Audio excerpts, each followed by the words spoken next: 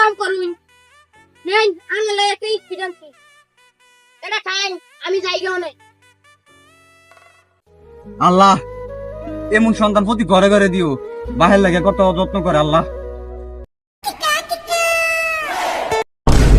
বেটা মাল আনতে এতক্ষণ লাগে মালের লাগে বলেছি দেখ বেটা মাল আনছি বেটা একের মাল দেখবি নি এই দেখ একের মাল আনছি হাই হাই পাপ্পারে নদী মালাটা দিয়ে উঠছি স্পিড দিয়ে আমরা নলে উঠছি